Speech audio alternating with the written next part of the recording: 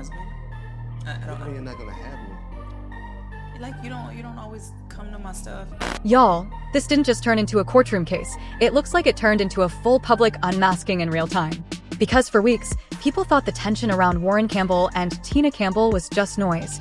Rumors that would fade once things moved behind legal doors. But that's not what insiders say happened. It looks like the real explosion allegedly happened inside that courtroom. And not quietly. Sources claim Warryn didn't just defend himself. He allegedly walked in prepared to show everything. Not opinions. Not statements. Evidence. Private texts. Voice notes. Late-night conversations that, according to speculation, painted a completely different picture than the one the public believed. Internet. Freeze. Because the moment those alleged messages were referenced, the entire tone of the case shifted. But here's the first twist. Instead of denying anything, Warryn allegedly reframed the entire story, claiming this wasn't a one-sided mistake, but a hidden double life. And that line? It spread instantly.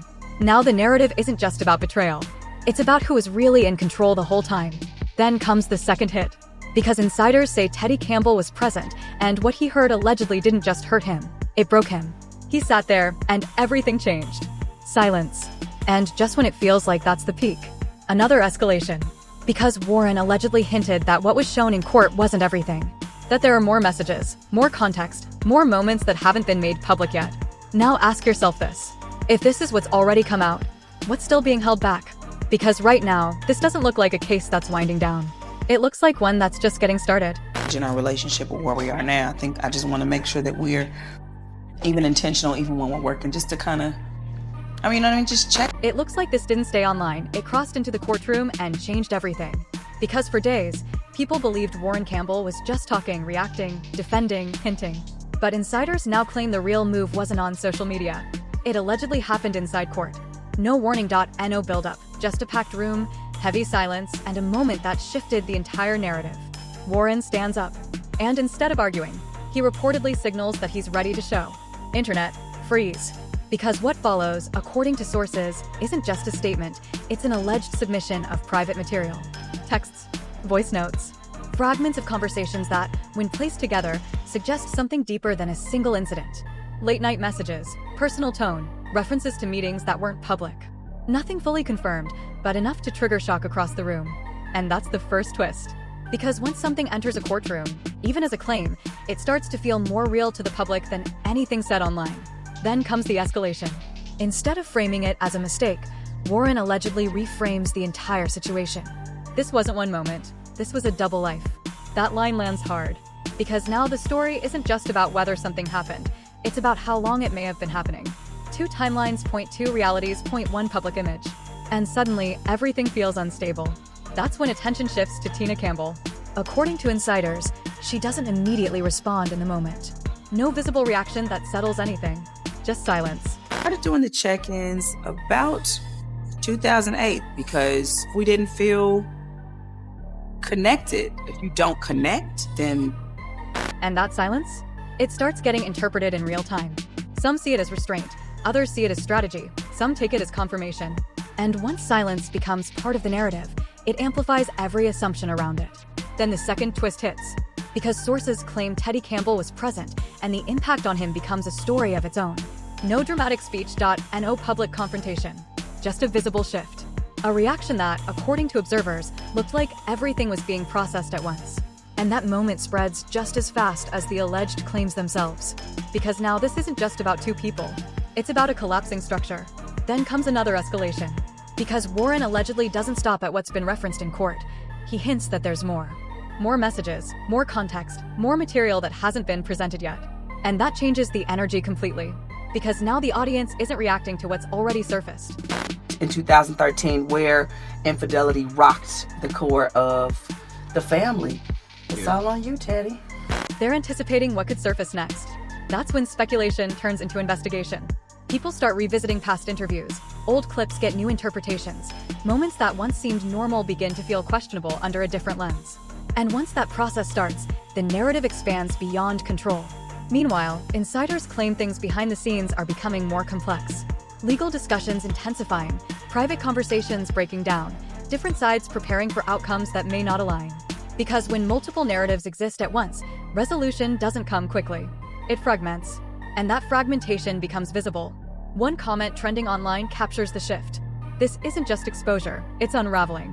Because unraveling doesn't happen in one moment. It happens in layers. One claim leads to another. Point one reaction triggers more silence. Point one silence creates more questions. And the longer it goes without clarity, the deeper it pulls people in. But the most unsettling part? According to speculation, what's been referenced so far may not be the full picture. Not the full timeline, not the full context, not the full story. Which raises a question that no one can answer yet.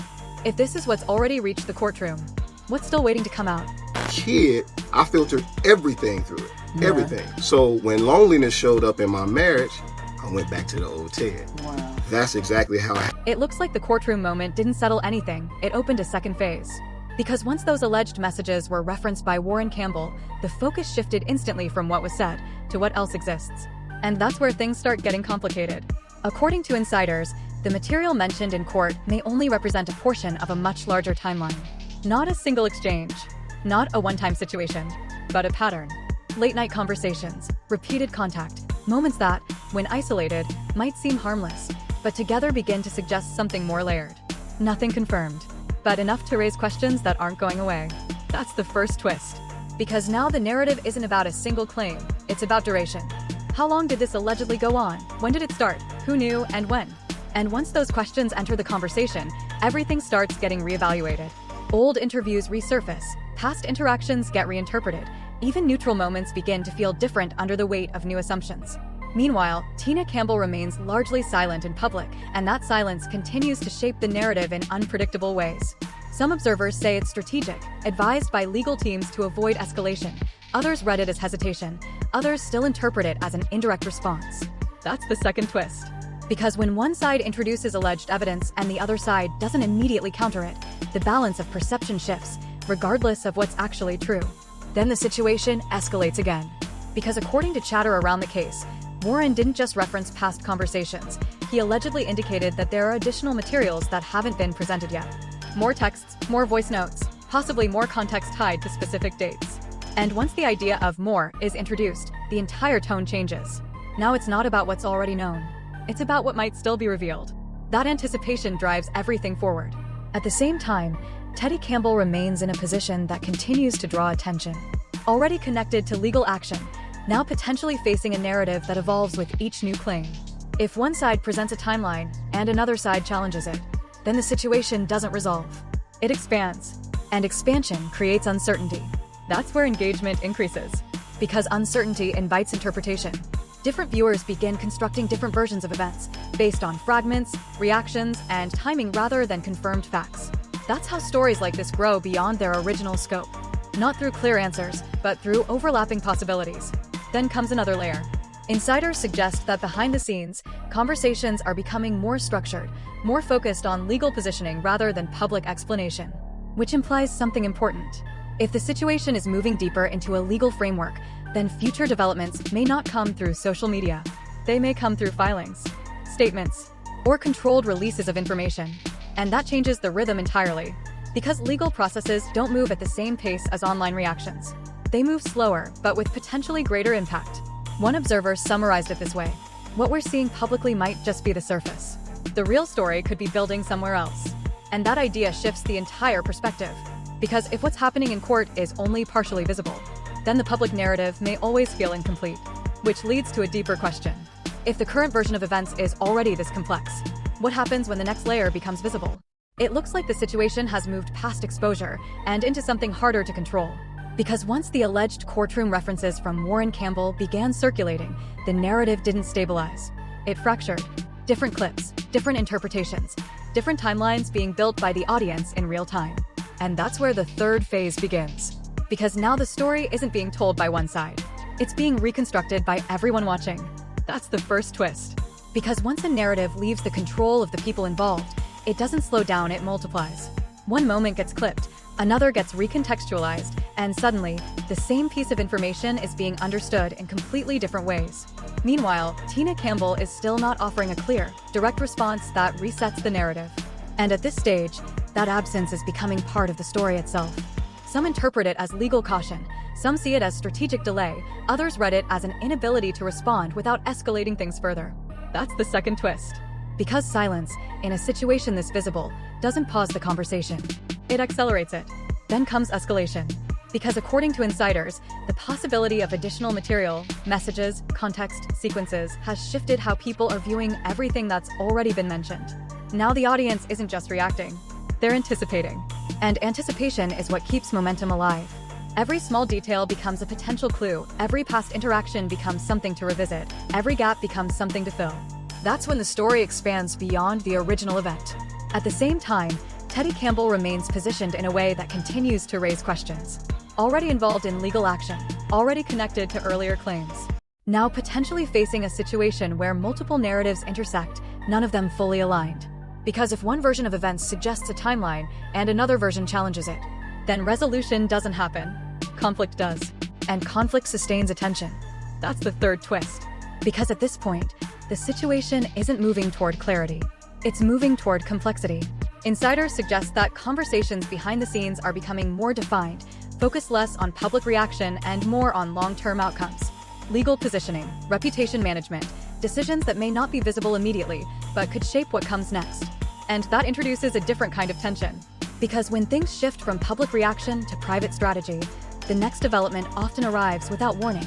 No build-up. No preview, just impact. One observer captured the moment like this.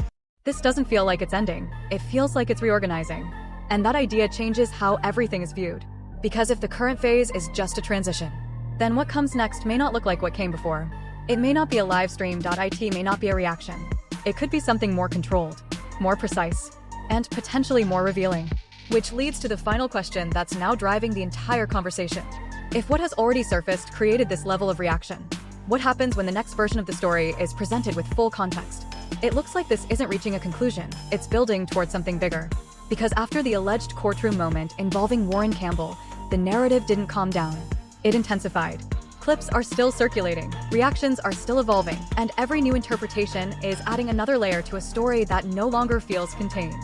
Now the focus isn't just on what was referenced in court, it's on what might still exist. Because if those alleged texts and conversations connected to Tina Campbell are only part of a larger timeline, then the situation isn't closing, it's opening. That's where things get unpredictable. Meanwhile, Teddy Campbell remains at the center of a shifting narrative that continues to evolve without a single, confirmed version of events. And when no clear version exists, the audience fills the gaps. That's what's happening now. People aren't waiting anymore. They're connecting details, revisiting past moments, building timelines that feel real, even if they're incomplete. And once that process starts, momentum takes over. Because momentum doesn't depend on certainty. It depends on curiosity. And right now, curiosity is driving everything. One theory suggests this may not stop at what's already been discussed. Another suggests there could be more context, more clarity, that hasn't been revealed yet. Nothing confirmed, but enough to keep attention locked in. Because at this stage, the story isn't just about what happened. It's about what could still happen. And that's the tension holding everything together. So the question isn't whether this is over. It's whether the next development changes everything again. Because if even one more piece surfaces, this entire narrative could shift overnight.